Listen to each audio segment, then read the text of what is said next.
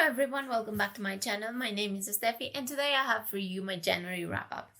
So in January I read a lot of stuff and I didn't plan for that and I'm actually kind of shocked that it happened. Yeah, I'm just gonna tell you what I read because many things were unplanned. So my first read, this is very astonishing. Mostly because I never thought I would read this book. This book is Priest by Sierra Simon. I wasn't really interested in this book, but I don't know, I got a little bit curious about why so many people like it. So, I knew about the premises. It wasn't like super shocking, but this book is about a priest and he is trying to do the best for his community and he does all the good things a priest will do. On the other hand, we have Poppy, which she's not a believer, but she needs to take off some things off her chest. She knows she's done something wrong and she needs to talk about that. So they end up meeting that way because she goes to confess her sins. Yeah, things go from there. Okay, first of all, I will never read anything that has religion in it, like contemporary speaking. And I just couldn't deal with it. And actually, I'm Catholic, so I guess I should have understand some things from what he was talking about of being a priest and stuff, but for me it just was too much. There were some moments that he was like, oh yeah, maybe God is talking to me, and I was like, maybe, who knows, but I don't know, it felt very weird. The thing is that I was kind of annoyed by that. So yeah, if I learned anything from this book is that I just don't want any religion on my books. The other thing, it was that for me, this is kind of dark romance. And you will see with other stuff. I don't know why I keep doing this to myself. I clearly don't like dark romance. The moment it gets dark, for me, it's just not romance anymore. So, yeah. So I don't know. I at the beginning I was like, oh okay, Father Bell, he was kind of interesting, but then it's like he was like a good man, but then he has this other side, like this wild other side. He cannot explore that being a priest. At some point he mentioned something like, oh yeah, I haven't talked to someone like that in a while, and I was like, things are going in not so fun way for me. I found that he was very selfish, not like in day-to-day stuff, but like as a partner, he was very selfish. That was also very annoying to me. This book has some interesting concepts that I couldn't buy. I was like, okay, but I don't think so. Okay, I like the book because there were some very deep and harsh things, not between the two main characters, but in his backstory, that I was literally crying. I just couldn't. I was like, I'm also sad for his mom. His family was very interesting. But at the same time, I don't know, I felt like some things just didn't work for me.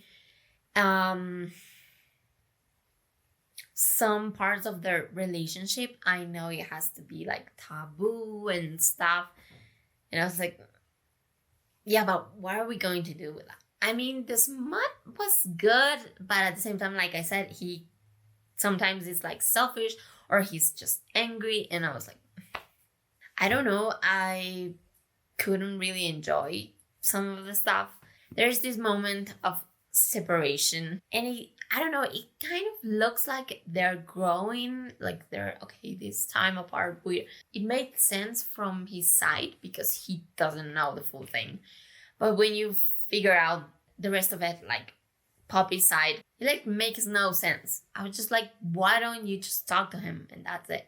Yeah, I didn't really like that. It does have a happy ever after. Some of the topics of the book, I was like,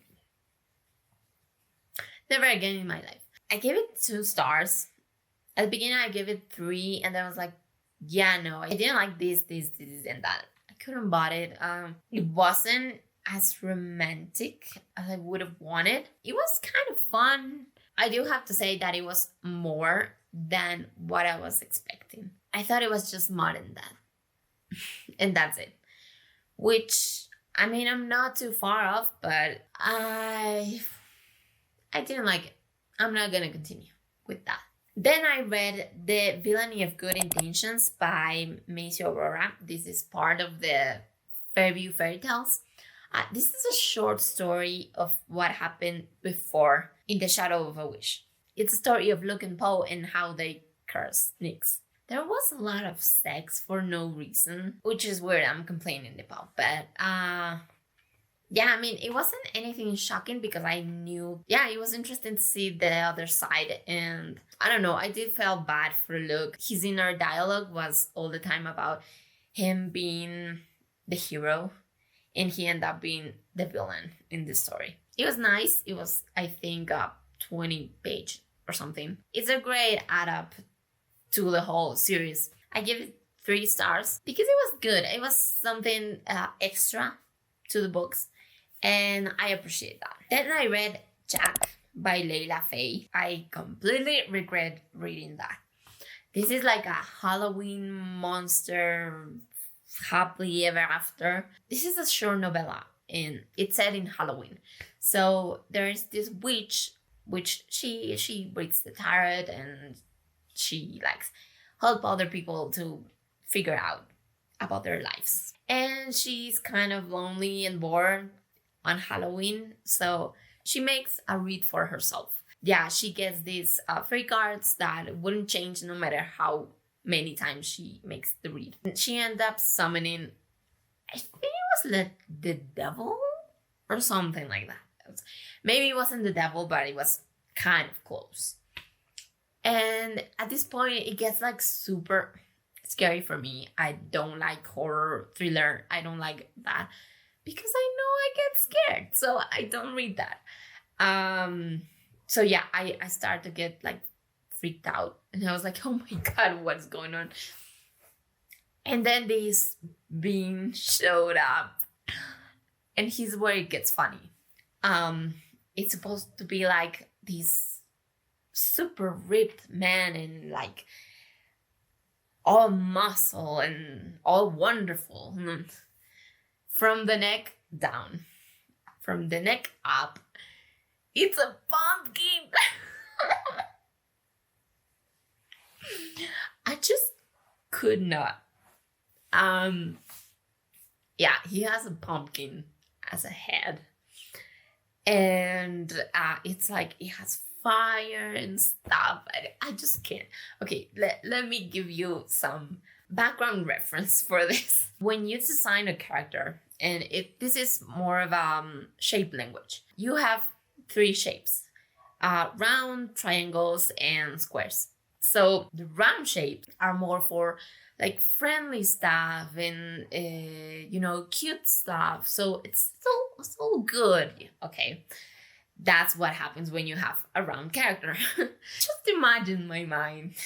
And it's a very scary moment. And then this man showed up, but he has a pumpkin as a head.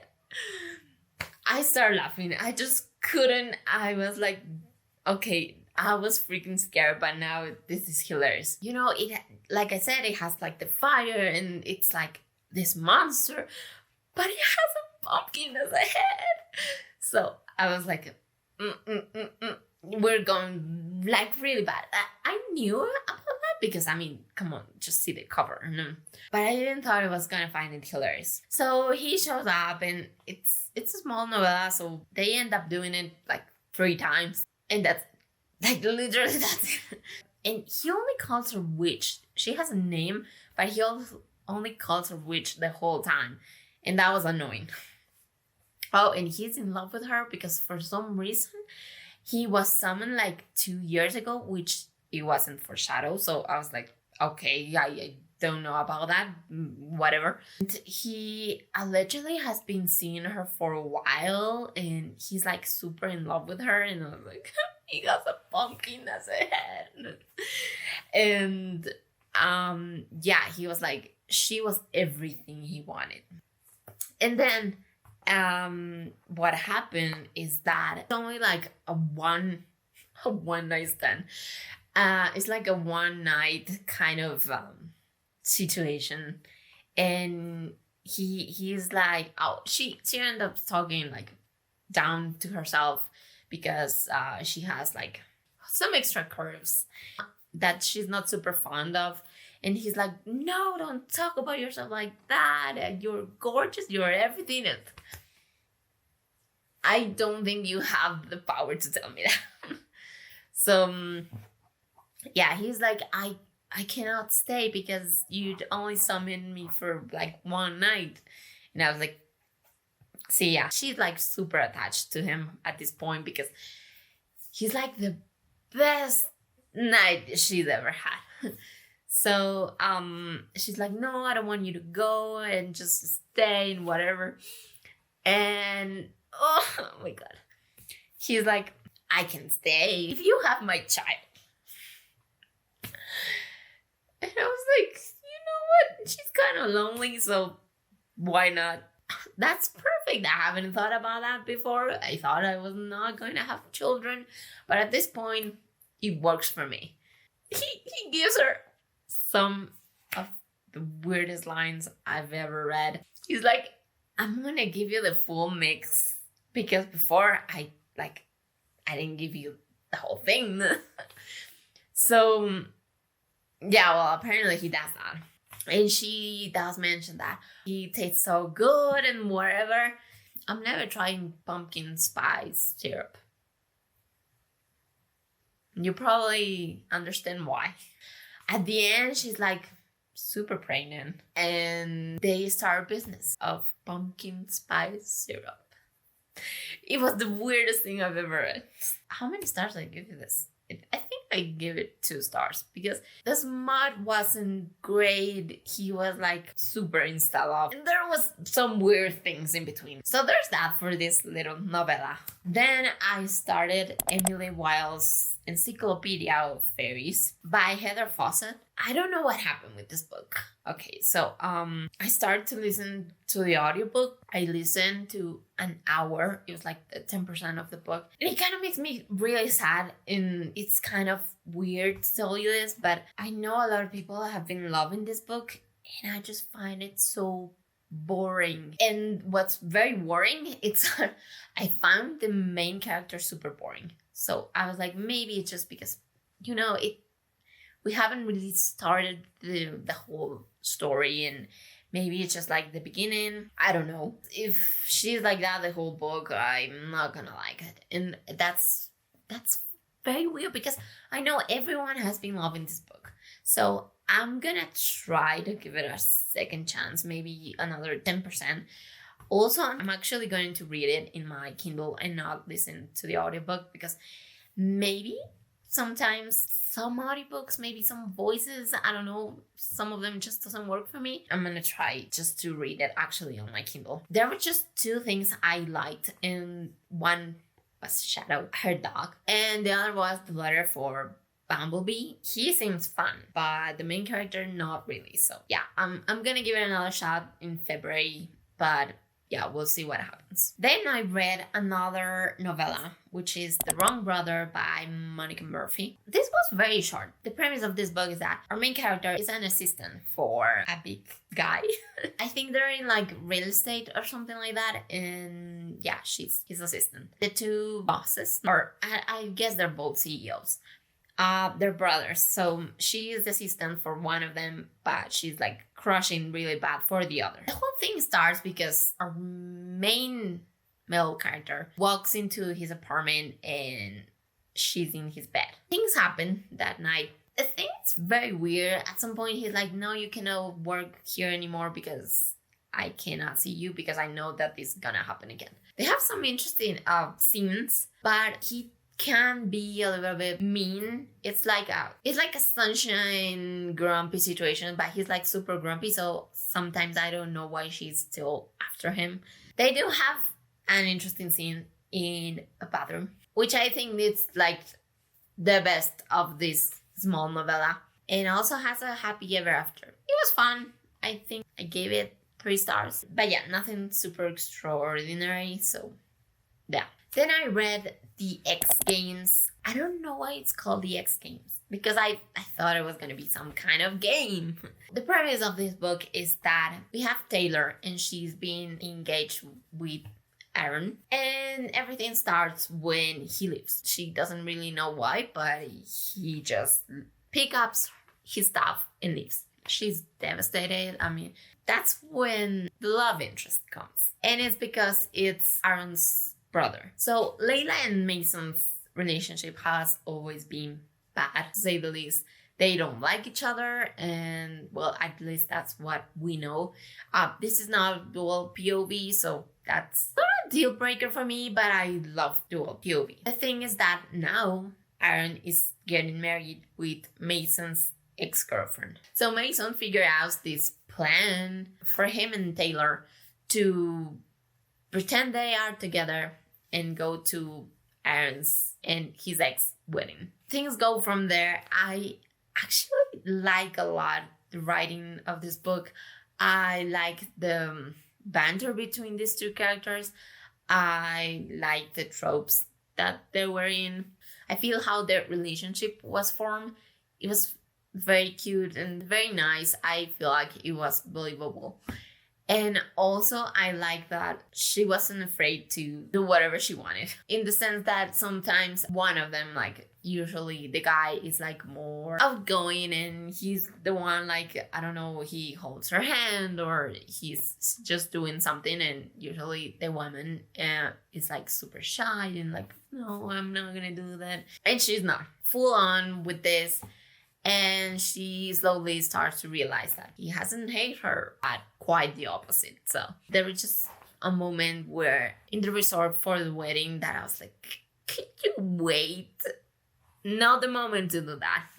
So I did like Sophia, which is Taylor's best friend. Noah, I feel like maybe there is something going on there, but yeah, I don't think they have a book or anything, so I can't know that. I did feel like the ending was a little bit rushed. I feel like there were two things that weren't really resolved when that it should. I feel one of them was something very important for her and that it was going to be a punch. And she barely thought about that. That was missing. And the other thing is like there is a moment where Taylor gets mad at Mason because she found out about something that happened like 2 years ago. And Sophia was involved and she now feels like everyone lies to her. And they do fix things with Mason. But you never saw that happening with Sophia.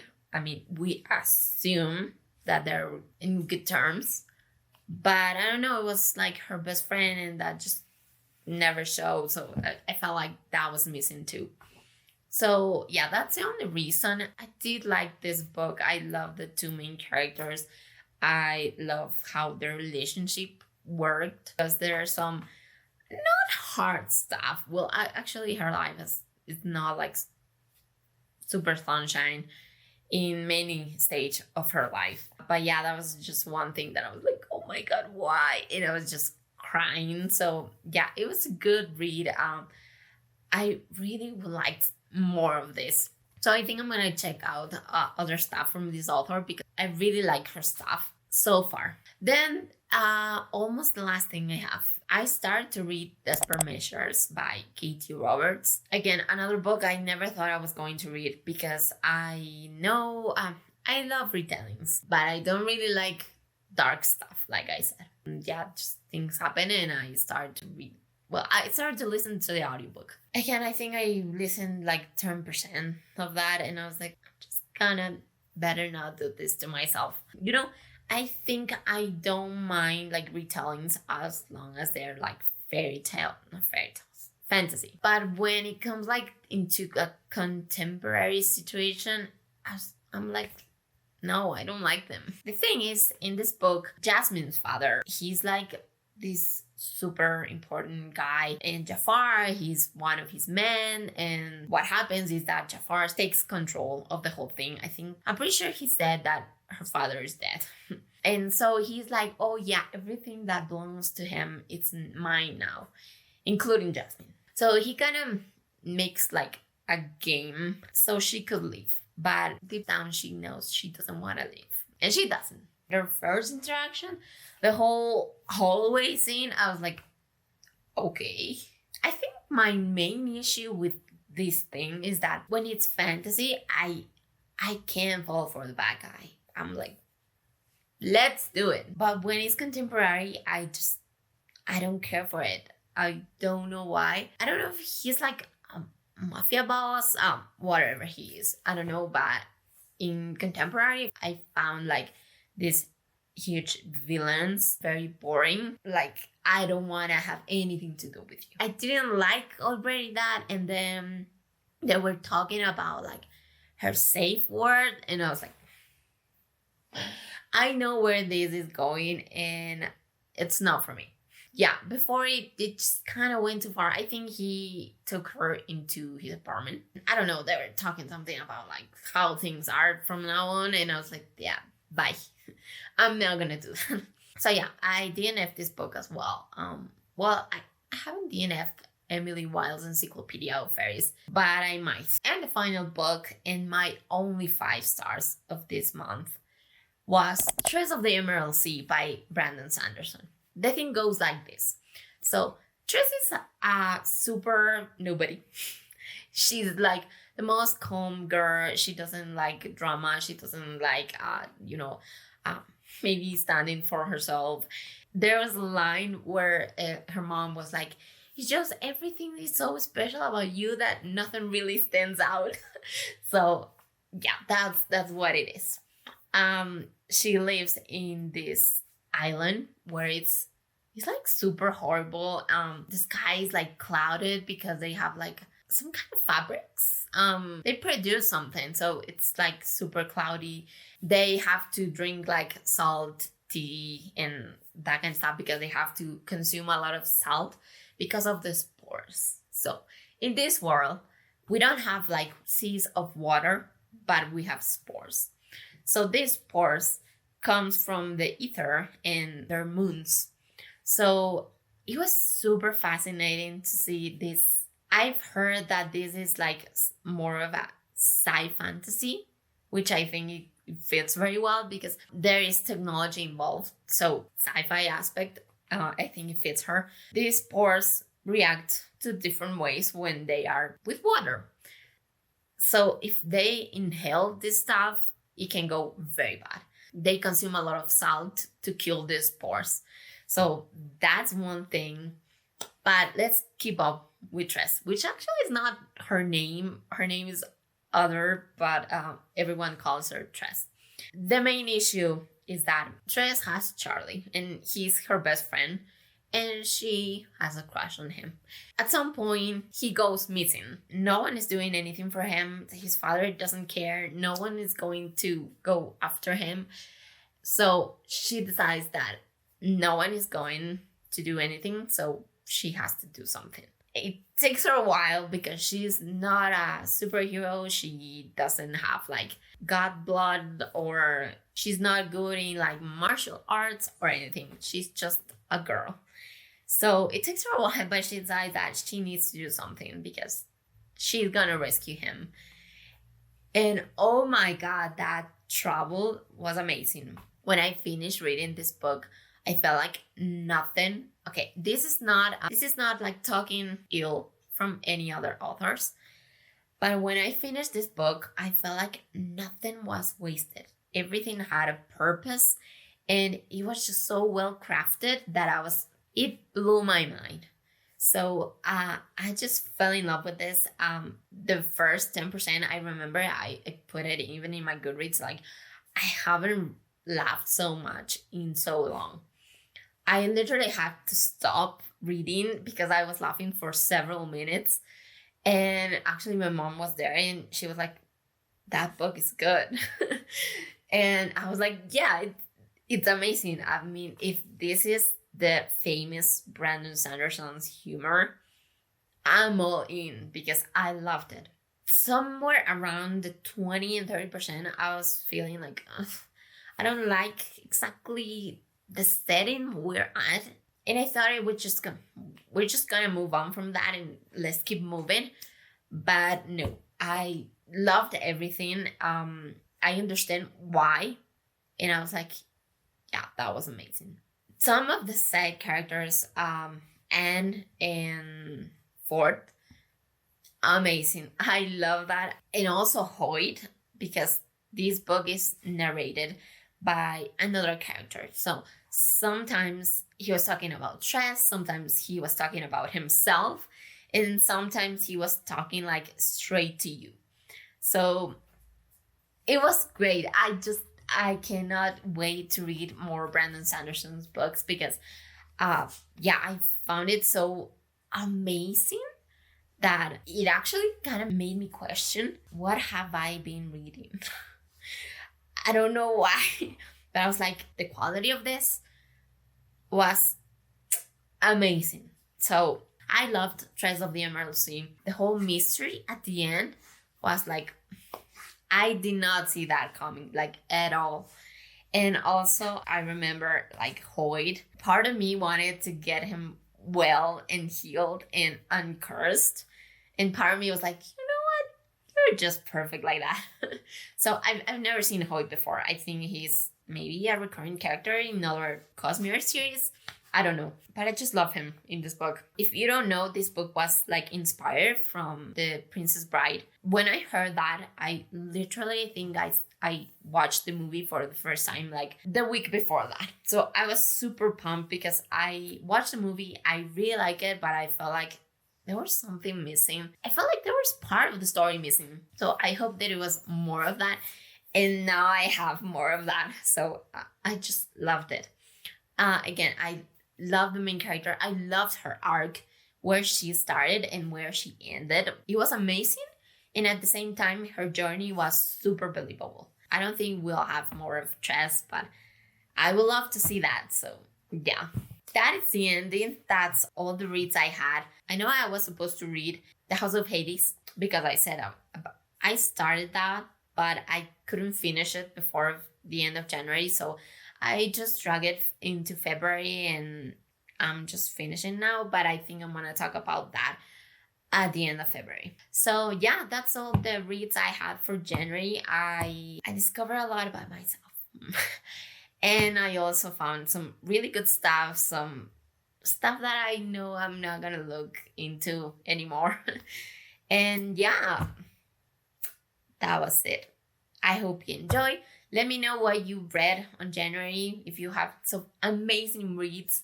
And that's it. I hope you enjoy, and I'll see you in the next video. Bye.